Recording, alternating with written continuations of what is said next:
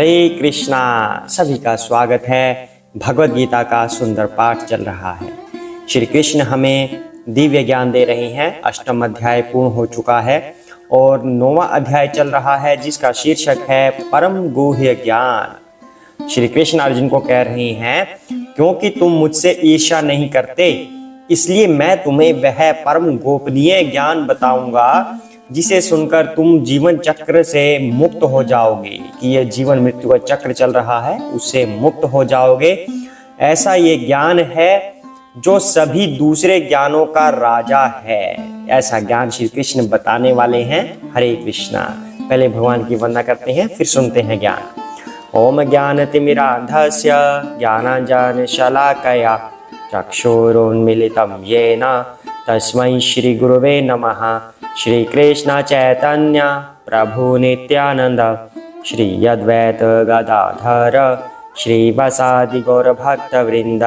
हरे कृष्णा कृष्णा कृष्णा हरे हरे, हरे राम राम राम हरे हरे। हरे कृष्णा। आइए आगे बढ़ते हैं। भगवान अब क्या कह रहे हैं आगे? अब ज्ञान शुरू कर रहे हैं भगवान 9वें अध्याय में। 9वें अध्याय को कहा जाता है कि 9वां और 10वां अध्याय पूरी गीता का एक जो मलाई होती है ना, एक दूध की मलाई, वो है। मतलब मेन जो पॉइंट है, बिल्कुल मुख्य बिंदु जो होंगे वो 9वें और 10वें अध्याय में है, क्योंकि इसमें भक्ति के बारे में श्री कृष्ण बता रहे हैं। अश्रद्धानः पुरुषः धर्मस्य अस्य परन्तप अप्राप्य मां निवर्तन्ते मृत्यु संसार वर्त्मनि। हरे कृष्णा। हे परंतप, जो लोग भक्ति में श्रद्धा नहीं रखते वे मुझे प्राप्त नहीं कर पाते, अतः वे इस भौतिक जगत में जन्म मृत्यु के मार्ग पर वापस आते रहते हैं। हरे कृष्णा। भगवान बता रहे हैं, जो लोग श्रद्धा नहीं रखते। अब जैसे कोई ये कथा सुन रहा हो, जो हम अब कथा बोल रहे हैं, वो कोई सुन रहा हो, पर इस भाव से सुन रहा है कि चलो ठीक है, मम्मी ने कहा है सुन लो, सुन रहा हूं, पर श्रद्धा नहीं है। इस बात पर विश्वास ही नहीं कर रहे कि जो इस बुक में लिखा हुआ है, जो श्री कृष्ण बोल रहे हैं, वह सत्य है। इस बात पर उनको ट्रस्ट नहीं है। बस वैसे देख रहे हैं, बैठे हैं, या कथाओं में चले गए हैं कि घर पर क्या करेंगे, चलो कथा ही सुन लेते हैं। ऐसे किसी कथाओं में जाकर बैठ गए, पर श्रद्धा नहीं है। किसी ने बोल दिया कि ऐसे शिव जी पर जल चढ़ा दो और ये मनोकामना पूर्ण हो जाएगी, ठीक है जी, जल चढ़ा देंगे, लेकिन शिव जी में श्रद्धा नहीं है। तो जिसको श्रद्धा नहीं होगी वह कभी उस चीज का लाभ प्राप्त नहीं कर सकता और जन्म मृत्यु के चक्र में फंसा रहेगा। अब कैसे? अब जिसको श्रद्धा नहीं होगी, मान लो घर में कोई खाना बना रहा है और एक खाना बाहर रेडी पे बन रहा है, तो कौन से खाने में आपको श्रद्धा लग रही है? सोचिए। अब कहते हैं ना कि घर का खाना खाना चाहिए, बाहर का मत खाइए। क्यों? मान लो घर वाले भी सेम चीज डाल रहे हैं, वही मिर्च डाल रहे हैं, वही टमाटर डाल रहे हैं, सब कुछ वही, और बाहर वाला भी सब सेम चीजें डाल रहा है। तब मान लो मटेरियल सेम हो, तब की बात बताओ, तो घर में खाना खाने से और बाहर खाना खाने से क्या फर्क पड़ जाएगा? जो घर में खाना बनेगा वो इस भाव के साथ बनता है कि इस खाने से सबके शरीरों का निर्वाह हो जाए और इनके शरीरों को शक्ति मिले, मेरे घर वालों के शरीर को शक्ति मिले। ऐसा गृहिणी मन में विचार करके खाना बड़े प्रेम से बनाती हैं। उसके अंदर प्रेम का भाव जुड़ गया है, अपने घर वालों के प्रति प्यार, स्नेह और उनकी फिक्र उसके अंदर जुड़ी हुई है भोजन में। ये वास्तविकता है, ये कोई ऐसे ही बोलने वाली बात नहीं है। साइंस में भी आप इसका प्रमाण देख लीजिए, उसमें भी आपको ये प्रूफ मिल जाएगा इस चीज का। तो जो रेडी पे खाना बनता है, या रेडी छोड़ो, बाहर कहीं पे भी बनता है, किसी का भी लगा लीजिए आप, घर से बाहर, तो वो खाना इस दृष्टि से बनाएंगे, इस भाव से बनाएंगे कि 60 रुपए की थाली है, 80 रुपए आ जाएंगे, 90 रुपए आ जाएंगे अगर मैं ये खाना दे दूंगा। उनको सिर्फ अर्निंग से मतलब है और वही भाव उसमें जुड़ा रहता है, यानी कि लालच का भाव उसमें जुड़ा होता है। इसके अंदर कुछ भी डल जाए खाने में कोई परवाह नहीं। बीमार होते हैं, होने दो, हमारे तो 80 रुपए आ रहे हैं ना, ठीक है। तो वो भाव उसमें गलत हो जाता है। जब उस भाव से बना हुआ हम खाना खाते हैं वैसा ही भाव हमारा हो जाता है। जब स्नेह से भरा हुआ खाना हम खाते हैं तब हमारा हृदय भी स्नेहपूर्ण हो जाता है, प्रेममय हो जाता है, स्वस्थ हम हो जाते हैं। जब बाहर वाला खाना बिना श्रद्धा से बना हुआ, गलत भाव से बना हुआ हम खाते हैं तब हमारा भाव भी बेकार हो जाता है और ऐश्वर्य की तरफ हम चलने लगते हैं। वही बात श्री कृष्ण यहाँ पर समझा रहे हैं, जो मुझ में श्रद्धा नहीं रखते भला क्या वो मुझे प्राप्त करेगा। वह इसी जन्म मृत्यु के चक्र में फंसा रहेगा, क्योंकि वह भगवान का नाम जप नहीं करेगा। बिना श्रद्धा के किया हुआ नाम जप भी कोई लाभ नहीं देगा। कुछ लाभ तो देगा क्योंकि भगवान की महिमा ही अपरंपार है, पर जीवन मृत्यु के चक्र से छुड़ा दे इसके लिए श्रद्धा होनी आवश्यक है, वरना इस चक्र से छूट पाना असंभव है। आगे देखते हैं कृष्ण और क्या कह रहे हैं। इस श्लोक के माध्यम से भगवान ने हमें श्रद्धा रखने को कहा है। माया ततम इदं सर्वं जगता व्याप्तमूर्तिना मतस्थानि सर्वभूतानि न चाहं तेषु अवस्थितः। हरे कृष्णा। यह संपूर्ण जगत मेरे अव्यक्त रूप द्वारा व्याप्त है।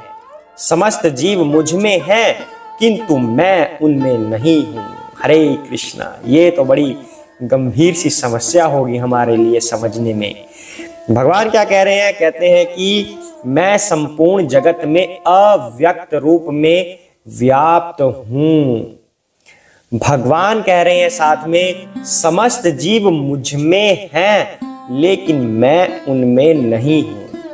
अब हमने तो जी ऐसा सुना है कि परमात्मा कण कण में विद्यमान है, लेकिन यहां पर तो भगवान ने कह दिया कि मैं उन जीवों में नहीं हूं। ये तो सारा कंसेप्ट ही उल्टा पुल्टा हो गया। अब हम क्या माने क्या ना माने, हो गई कंफ्यूजन।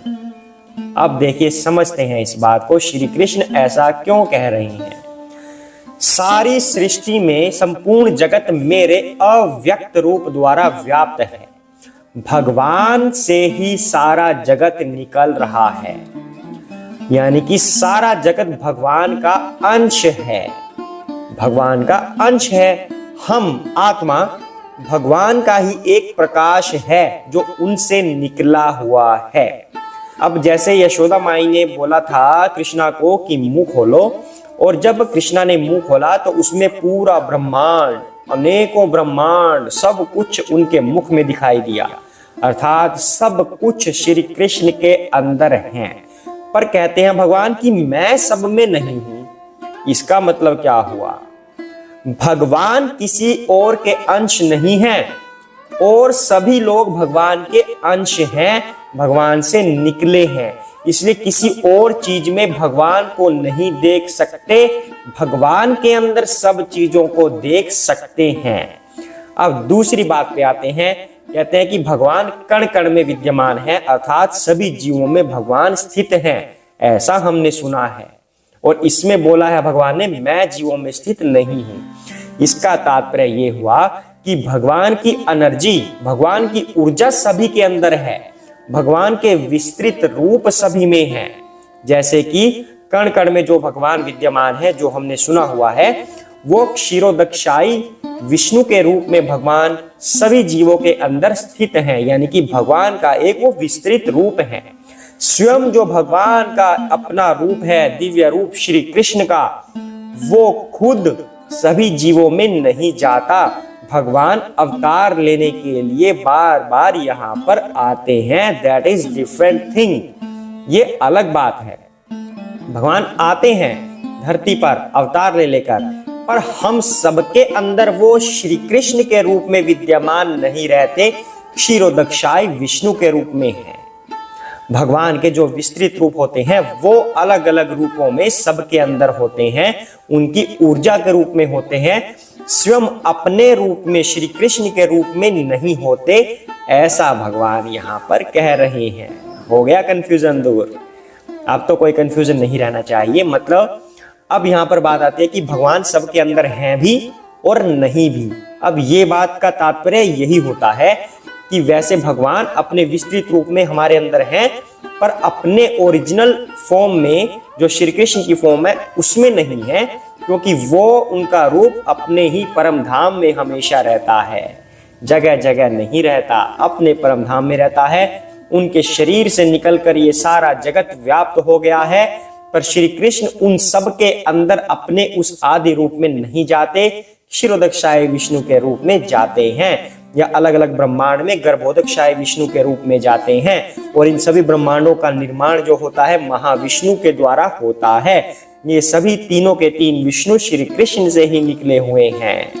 तो भगवान ने आगे अपने कार्य करने के लिए अपने विस्तृत रूप बनाए हैं। हरे कृष्णा। तो इन दोनों श्लोकों पर आज मंथन कीजिए। हम फिर नेक्स्ट श्लोक कल करेंगे इनके ऊपर मंथन करने के बाद, क्योंकि ये बड़े गूढ़ रहस्य हैं दोनों श्लोक। इनके ऊपर हमें पूर्ण मंथन करना चाहिए और इसको फॉलो करना चाहिए। हरे कृष्णा। जय श्री कृष्ण चैतन्य प्रभु नित्यानंदा श्री अद्वैत गदाधर श्री वसादि गौर भक्त वृंदा। हरे कृष्ण कृष्ण कृष्ण हरे हरे, हरे राम राम राम हरे हरे। हरे कृष्णा।